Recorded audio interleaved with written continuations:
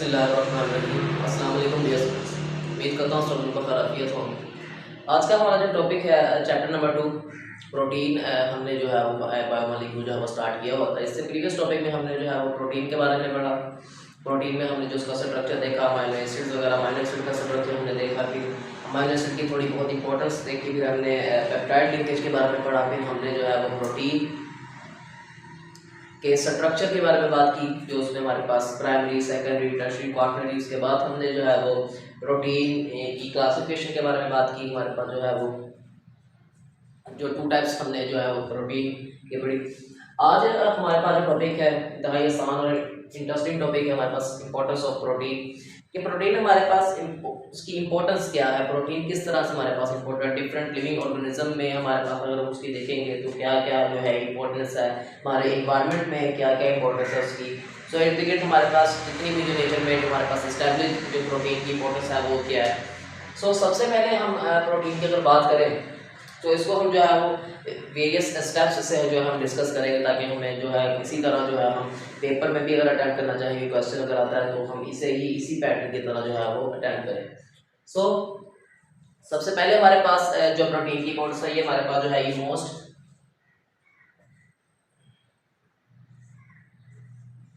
Abundance अगर हम इसकी बात करें, सबसे फर्स्ट पॉइंट हमारे पास जो है इसका कि इसकी अबंडेंस हमारे पास क्या है। हमारे पास मोस्ट अबंडेंस इन नेचर है हमारे पास। तो मोस्ट अबंडेंट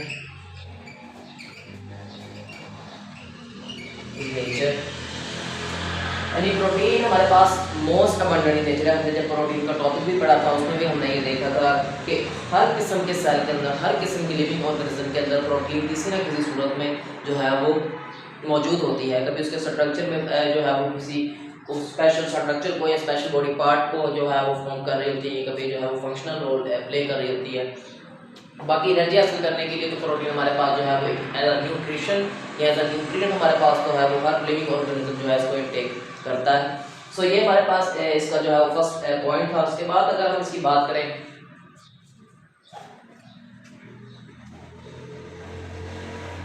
तो ये हमारे पास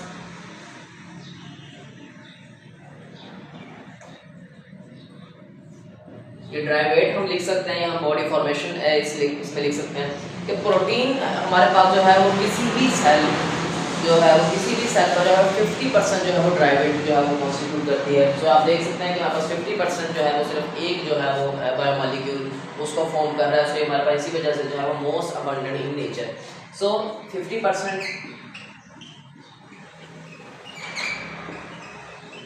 ड्राइवेट ऑफ सेल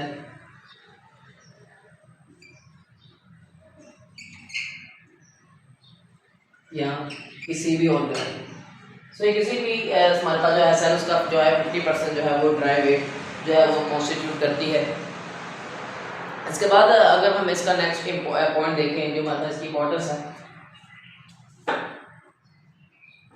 सो हमारे पास मेजर अगर हम जो फर्स्ट हमारे पास जो हम इंशाल्लाह जब चैप्टर नंबर 4 स्टार्ट करेंगे द सेल के बारे में, तो उसमें हम एक टॉपिक पढ़ेंगे सेल मेम्ब्रेन। तो सेल मेम्ब्रेन के टॉपिक में हम ये पढ़ेंगे कि जो हमारे पास 60% 40 to 60% हमारे पास जो है रेशियो उसमें जो है 60% जो है वो प्रोटीन जो है वो सेल फॉर्मेशन का जो है सेल मेम्ब्रेन की फॉर्मेशन करती है। सो नेक्स्ट हमारे पास जो पॉइंट है वो है सेल मेम्ब्रेन, यानी प्रोटीन हमारे पास जो है वो सेल मेम्ब्रेन की फॉर्मेशन भी करती है। सेल मेम्ब्रेन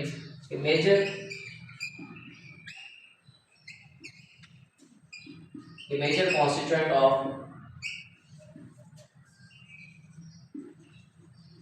सेल मेम्ब्रेन, यानी सेल मेम्ब्रेन का जो है वो मेजर कॉन्स्टिट्यूएंट है, यानी उसकी फॉर्मेशन में ये जो मेन फैक्टर है वो प्रोटीन है। इसके बाद अगर हम बात करें तो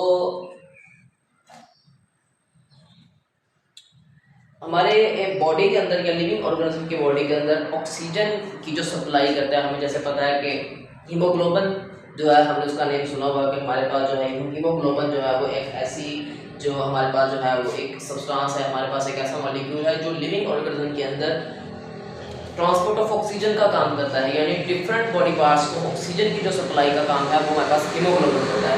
और इंटरेस्टिंग बात यह कि हीमोग्लोबिन भी प्रोटीन है, हीमोग्लोबिन भी हमारे पास जो है वो प्रोटीन इन नेचर है। सो यहाँ पर अगर हम पॉइंट की सूरत में लिखें, so haemoglobin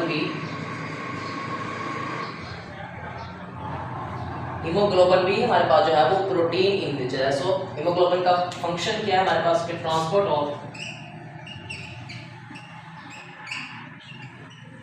of oxygen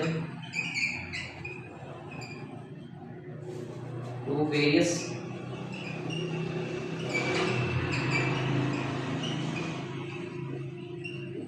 body parts.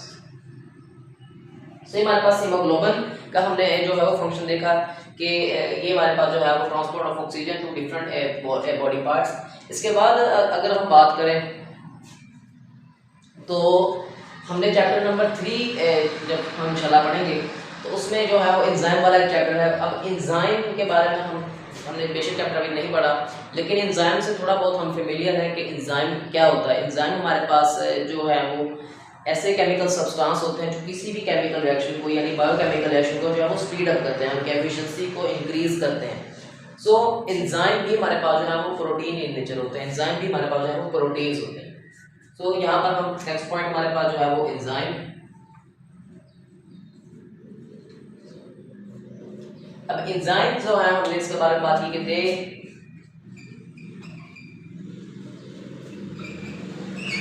Speed up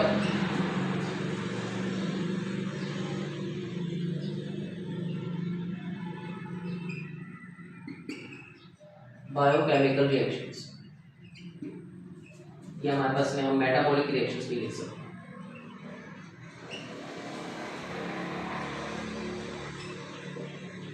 यानी एंजाइम्स हमारे पास जो है वो स्पीड अप बायोकेमिकल रिएक्शंस या मेटाबॉलिक रिएक्शंस, ये भी एंजाइम भी हमारे पास जो है वो प्रोटीन इन नेचर होते हैं।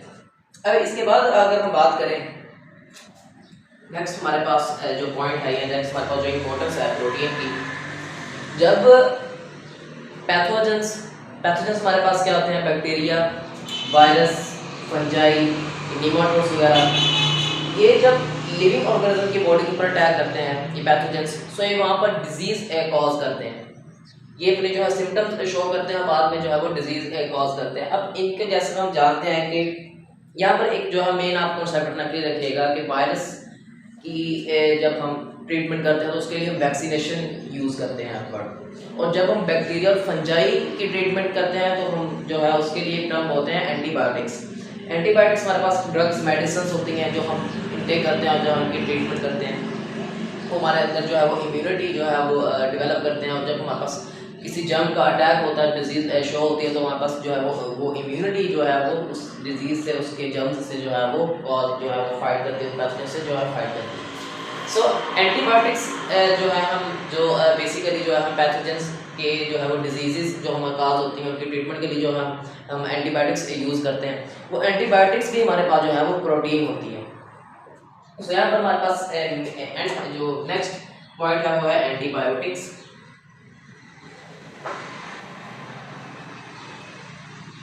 एंटीबायोटिक्स हमारे पास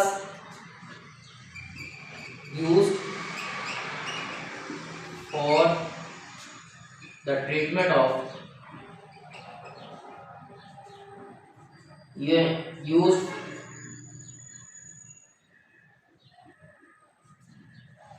used to develop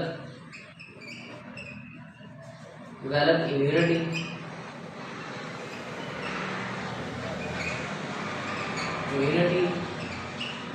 against pathogens। यानी ये जो है वो पैथोजेंस के अगेंस्ट इम्यूनिटी डेवलप करने के काम आते हैं या हमारे पास के डिजीज को जो है वो क्योर करने के काम आते हैं। अब नेक्स्ट हमारे पास जो एक पॉइंट है, यानी हमारी कुछ डेली एक्टिविटीज़ होती हैं, हमारी कुछ बॉडी के अंदर जो है वो डेली फंक्शन जो है वो परफॉर्म हो रहे होते हैं। जैसे कि हमारे अंदर जो ग्लैंड्स हमारे पास है, जो हमने पढ़ा था कि जैसे हम जानते भी हैं कि ग्लैंड्स हमारे पास जो है उनका एक मेन पर्पस होता है वो होता है secretion of hormones. Secretion of hormones. Hormones हमारे पास क्या होते हैं? हार्मोन्स हमारे पास एक ऐसे केमिकल सब्सटेंसेस होते हैं जो हमारे डेली एक्टिविटीज को कंट्रोल करते हैं। जैसे हमारे पास आई कलर हमारे पास हो सकता है, हमारे पास हेयर कलर हो सकता है, हमारे पास जो है हमारी जो है वो जर्म प्रोडक्शन हो सकती है हमारे पास। उसके अलावा हमारे पास डिफरेंट जो body chemicals, different body function जो है उसके अंदर जो है वो कुछ केमिकल्स जो है वो पार्टिसिपेट करते हैं, वो हमारे पास हार्मोन्स को कंट्रोल करते हैं। या मैं सिंपल ऐसे कह लेंगे डेली एक्टिविटीज हमारे पास जो भी है हमारे पास जो हार्मोन्स भी है उनको जो कंट्रोल करते हैं। अब हार्मोन्स भी हमारे पास जो है वो प्रोटीन इन नेचर होते हैं। तो next point will be about hormones.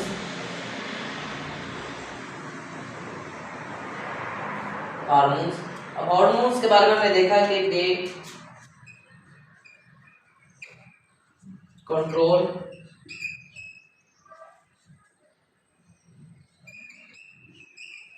Daily activities और फंक्शंस। ये हमारे पास जो थे वो नेक्स्ट पॉइंट था कि हार्मोन्स हमारे पास किस तरह जो है वो तो डेली एक्टिविटीज को कंट्रोल करते हैं, और हार्मोन्स भी हमारे पास जो है प्रोटीन के नेचर होते हैं।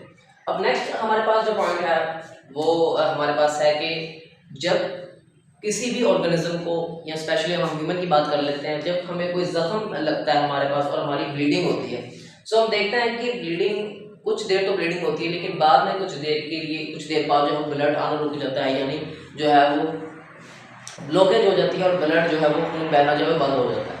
वो जैसे हम दरअसल सब जानते हैं कि हमारे पास जो है वो ब्लड क्लॉटिंग हो जाती है, खून वहाँ पर जम जाता है, जिसकी वजह से जो है मजीद खून अंदर से जो बाहर नहीं निकलता। अब वहाँ पर एक ये फिनोमेना होता है कि हमारे पास ब्लड क्लॉटिंग क्यों होती है। अब ब्लड क्लॉटिंग इस वजह से होती है कि इसके पीछे बहुत इंटरेस्टिंग फैक्ट है कि हमारे ब्लड के अंदर प्रोटीन्स होती हैं जिन्हें हम फाइब्रिनोजेन कहते हैं, जो हमारे पास ब्लड क्लॉटिंग फैक्टर्स हैं या ब्लड क्लॉटिंग प्रोटीन्स हैं, कि जो ब्लड के अंदर मौजूद होती हैं, जिसकी वजह से जो है वो जख्म के ऊपर जो है ब्लड क्लॉटिंग हो जाती है और उसके बाद जो है वो मजीद खून नहीं बहता। सो फाइब्रिनोजेन की हमने बात की।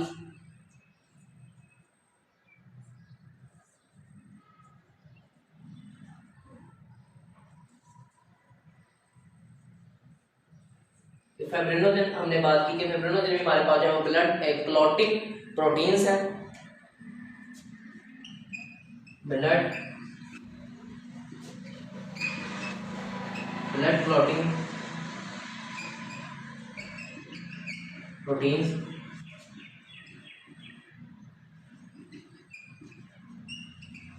हमारे पास जो है ये ब्लड को क्लॉट कर देती हैं, जिसकी वजह से मजीद खून जो हमारी बॉडी से है वो बाहर नहीं बहता। अब इसके बाद अगर हम बात करें, इसके बाद हमारे पास जो है वो एक प्रोटीन आता है कि जैसे हम जानते हैं कि हमारे पास डिफरेंट माइक्रो ऑर्गेनिजम्स हैं, हमारे पास बैक्टीरिया है, हमारे पास साइनोबैक्टीरिया है, इसके अलावा हमारे पास जो है वो फंजाई वगैरह, वायरसेस वगैरह डिफरेंट एक्सेट्रा। अब इसमें हमारे पास ये है कि जो हमारे पास बैक्टीरिया है, इसमें जो है ये हमारे पास लोकोमोशन है जो इसके पास होती है, या जिस तरह ये मूवमेंट करता है, इसके पास टांगे वगैरह तो होती नहीं है, अपेंडेजेस वगैरह तो होते नहीं है। सो ये हमारे पास मूवमेंट किस तरह करता है। अब बैक्टीरिया का अगर हम सेल देखें, बैक्टीरिया का अगर फर्ज करें हमारे पास ये एक सेल है, से हमारे पास अगर बैक्टीरिया का सेल है, तो बैक्टीरिया के पास यहाँ पर एक अपेंडेजी टाइप एक थ्रेड लाइक जो है वो स्ट्रक्चर होता है, और यहाँ पर भी जो इसकी बॉडी के ऊपर यहाँ पर ऐसे डिफरेंट जो है वो इंतहाई बारीक जो है थ्रेड लाइक स्ट्रक्चर वगैरह होते हैं। ये हमारे पास, अब ये जो स्ट्रक्चर है ये हमारे पास जो है बैक्टीरिया को लोकोमोशन करने में, बैक्टीरिया को मूवमेंट करने के लिए, बैक्टीरिया को, और ये जो हमारे पास थ्रेड लाइक जो मिनी स्ट्रक्चर्स हैं ये बैक्टीरिया को सरफेस के ऊपर जो अटैचमेंट है उसके लिए जो है वो मदद करते हैं। अब ये हमारे पास जो स्ट्रक्चर्स हैं इसको हम जो है वो फ्लैजिला कहते हैं।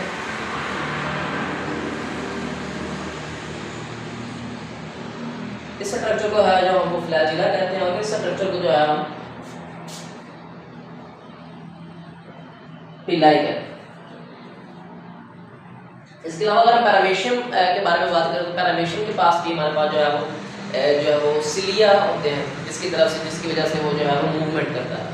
अब ये हमारे पास जो है दोनों स्ट्रक्चर पिलाई हो गए, फ्लैजिला हो गए, सिलिया हो गए, ये भी हमारे पास जो है प्रोटीन इन नेचर होते हैं। इनका जैसे हम फंक्शन की भी अपने बात की कि जो है हमारे पास लोकोमोशन में मदद करते हैं। ये हमारे पास मजीद इनके अगर हम देखें पिलाई के बारे में, तो पिलाई का हमारे पास इसका फंक्शन ये होता है कि हमारे पास जेनेटिक मटेरियल एक्सचेंज करता है कि जब दो बैक्टीरिया हमारे पास मेटिंग करते हैं तो इनमें जो जेनेटिक मटेरियल का एक्सचेंज होता है वो थ्रू हमारे पास पिलाई होता है। इसके अलावा फ्लैजिला हमारे पास लोकोमोशन, और इसलिए हमारे पास भी जो है वो लोकोमोशन। सो नेक्स्ट हमारे पास जो पॉइंट है वो है फ्लैजिला, सिलिया एंड पिलाई। ये हमारे पास रिस्पॉन्सिबल फॉर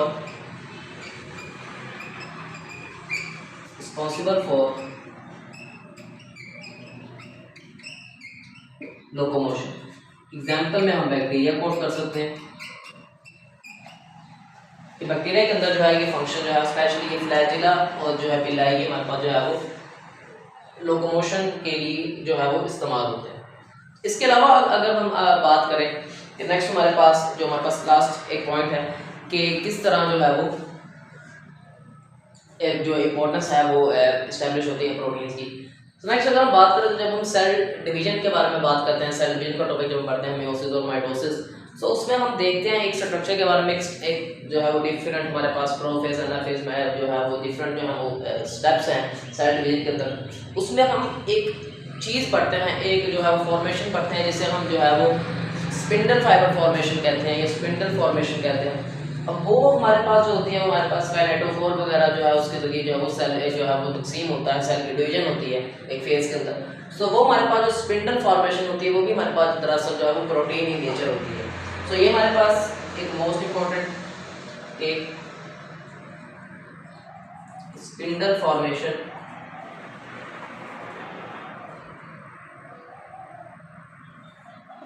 स्पिंडल फॉर्मेशन हमारे पास के जो हमारे पास ये अकर और फॉर्म इन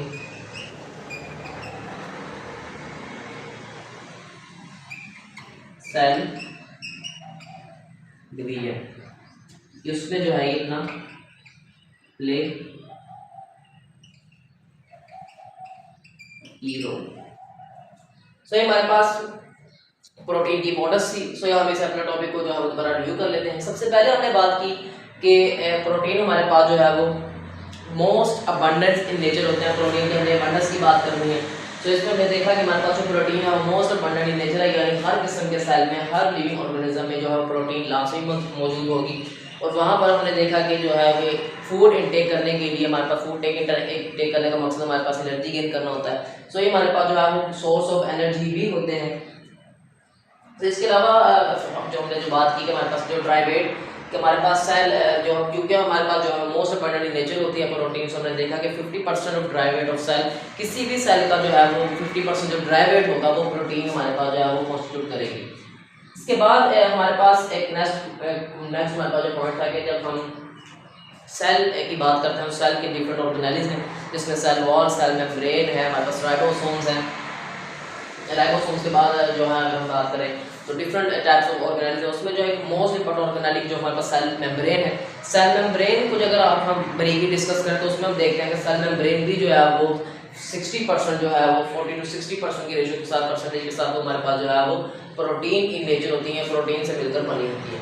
उसमें जो different protein extrinsic, intrinsic, gates, pumps, carrier protein, वो इंशाल्लाह जब हम पढ़ेंगे तो उसमें डिस्कस करेंगे। सो नेक्स्ट हमारे पास जो पॉइंट है वो है हीमोग्लोबिन। अब लिविंग ऑर्गेनिज्म के अंदर ट्रांसपोर्ट ऑफ ऑक्सीजन का काम जो होता है, ट्रांसपोर्ट ऑक्सीजन का जो फिनोमेना होता है हमारे पास जो है वो प्रोटीन नेचर जो है वो हीमोग्लोबिन वो रिस्पॉन्सिबल करती है।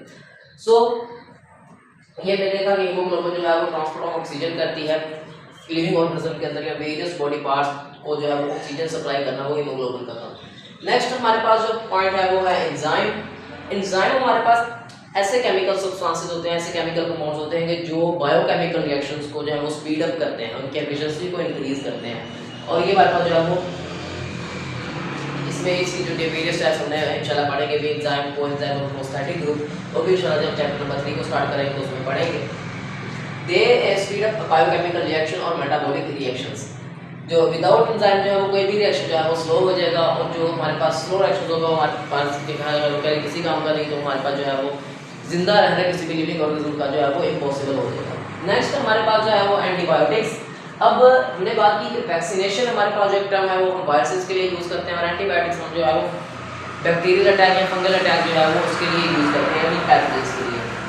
अब एंटीबायोटिक्स हमारे पास ऐसे केमिकल सब्सटेंस, ऐसी मेडिसिन, ऐसे ड्रग्स होते हैं कि जो हम बैक्टीरिया और फंजाई की जो डिजीज़ हमें कॉल हुई है या डिजीज़ हमें शो हुई है उसके ट्रीटमेंट के लिए हम जो केमिकल सब्सटेंस जो मेडिकल जो है वो मेडिसिन या ड्रग्स हम यूज़ करते हैं वो हमारे पास एंटीबायोटिक्स, और एंटीबायोटिक्स भी हमारे पास जो है वो प्रोटीन इन नेचर होती हैं। नेक्स्ट हमने जो बात की वो हमने बात की हार्मोन्स के बारे में। हार्मोन्स हमारे पास ऐसे केमिकल कंपाउंड, ऐसे केमिकल सब्सटेंसेस होती हैं जो हमारी डेली एक्टिविटीज़ को कंट्रोल करती हैं, यानी हमारे पास जो है वो हेयर कलर हमारे पास हेयर हो गए, हमारे पास स्किन कलर, हमारे पास आई कलर हो गया हमारे पास। उसके अलावा अगर हम कहें तो जो हमारे पास जर्म प्रोडक्शन होती है हमारे पास, या हमारे पास जो है वो टेस्टोस्टेरोन वगैरह हो गए, इस तरह के जो हमारे पास ये तमाम जो है ये हार्मोन्स की वजह से हैं, और ये हमारे पास बताते खुद एक हार्मोन्स है, और ये हमारे पास इसकी सेक्रेशन जो है वो ग्लैंड्स करते हैं, यानी ग्लैंड्स का मेन काम जो है वो सेक्रेशन ऑफ हार्मोन्स है। हार्मोन्स के बारे में हमने देखा कि हार्मोन्स हमारे पास हैं ऐसे केमिकल सब्सटेंसेस जो डेली एक्टिविटीज़ को हमारी कंट्रोल करते हैं, डेली फंक्शंस को कंट्रोल करते हैं या उसके रिस्पॉन्सिबल हैं। सो हार्मोन्स भी हमारे पास जो है वो प्रोटीन इन नेचर होते हैं। इसके बाद हमने देखा कि जब हमारे पास कोई ज़ख्म हमें लगता है, या ह्यूमन की बात करें, सो जब हमें कोई ज़ख्म लगता है सो वहाँ से कुछ देर तो है वो खून बहता है, कुछ देर वो खून निकलता है, लेकिन कुछ देर बाद जो है वो बंद हो जाता है, खून की जो है ब्लॉकेज हो जाती है, जहाँ वहाँ पर जो है वो क्लॉटिंग होकर जो है वो खून जम जाता है या खून जो है वो रुक जाता है। अब उसकी हमारे पास उसके पीछे भी एक हमारे पास जो है वो फैक्टर है जिसको फाइब्रिनोजन कहते हैं, जो खुद एक जो है वो प्रोटीन इन नेचर है, जिसकी वजह से जो हमारे ब्लड स्ट्रीम में या ब्लड के अंदर मौजूद होते हैं, जिसकी वजह से जो है वो ब्लड क्लॉटिंग हो जाती है और खून जो है वो मजीद नहीं बहता, यानी लॉस ऑफ ब्लड जो है वो प्रिवेंट हो जाता है। इसके बाद हमने जो देखा कि माइक्रो ऑर्गेनिजम्स यानी बैक्टीरिया, अब उनके पास टांगे वगैरह तो होती नहीं है, तो वो हमारे पास लोकोमोशन किस तरह करते हैं, उनके पास भी जो है वो स्पेशलाइज्ड थ्रेड लाइक स्ट्रक्चर्स होती हैं, अपेंडेजेस होती है, जिसको हमने जो है वो हमने बनाकर भी देखा कि हमारे पास फ्लैजिला उनके पास एक होता है जिससे वो मूवमेंट करते हैं, उसके अलावा उनके पास पिलाई होता है जिससे वो जेनेटिक मटेरियल का एक्सचेंज करते हैं और जो है वो अटैचमेंट ऑफ द सरफेस जो है वो करते हैं। और इसके बाद हमने जो है पैरामीशियम देखा कि हमारे पास उनके पास जो है वो सिलिएट्स जो है एक ग्रुप है हमारे पास, उनके पास भी जो है वो जो प्रोटिस्ट वगैरह उनके पास भी जो है वो सिलिएट्स में ग्रुप का उनके पास सिलिएट्स और उनके पास सीलिया होते हैं। सीलिया भी हमारे पास जो है वो लोकोमोशन के रिस्पॉन्सिबल होता है, वो भी इसी तरह बिल्कुल जो है वो थर्ड लाइक स्ट्रक्चर्स में होता है। सो फ्लैजिला सीलिया सिलिएट्स, फ्लैजिला सीलिया और हमारे पास एक और पिलाई हमारे पास, ये भी हमारे पास जो है वो प्रोटीन इन नेचर है और ये रिस्पॉन्सिबल फॉर द लोकोमोशन और यानी जेनेटिक एक्सचेंज हम कह सकते हैं। अगर हम पिलाई की बात करें तो ये भी हमारे पास, इसके एग्जांपल कोड की बैक्टीरिया और ये भी जो है वो प्रोटीन इन नेचर होते हैं। इसके बाद हमने बात की स्पिंडल फॉर्मेशन। अगर हम सेल डिवीजन की बात करें या सेल साइकिल की बात करें, उसमें अगर माइटोसिस और मियोसिस पढ़ रहे हैं तो उसमें हमारे पास एक फॉर्मेशन होती है जिसे हम स्पिंडल फाइबर फॉर्मेशन कहते हैं, स्पिंडल फॉर्मेशन कहते हैं। वो भी हमारे पास जो है वो प्रोटीन नेचर होती है, जिसकी वजह से जो है वो सेल जो है वो डिवाइड होता है, जिसकी फॉर्मेशन हमें पता चल रहा है कि जो है वो सेल डिवीजन जो है वो टेक प्लेस होगी। सो ये हमारे पास जो आज का टॉपिक था। इसके अलावा जो है इंशाल्लाह जो है हम न्यूक्लिक एसिड और आरएनए वगैरह ये हमारे पास टॉपिक रहेंगे, इसे इंशाल्लाह कवर करेंगे नेक्स्ट टॉपिक्स में। सो आज के टॉपिक के हवाले से कोई भी आपका क्वेश्चन है, कोई भी आपकी क्वेरी है तो आप जो है कमेंट सेक्शन में पूछ सकते हैं, ईमेल करके पूछ सकते हैं, आप प्राइवेट मैसेज करके पूछ सकते हैं। तो इंशाल्लाह कोशिश की जाएगी कि आपका क्वेश्चन का जो है वो भरपूर जवाब जो दिया जाए और आपको मुकम्मल तौर पर जो है वो सेटिस्फाई किया जाए। तो आज के लिए इतना ही काफ़ी है। अपना ढेर सारा ख्याल रखिएगा, अपने दुआ में याद रखिएगा। अल्लाह हाफ़िज़।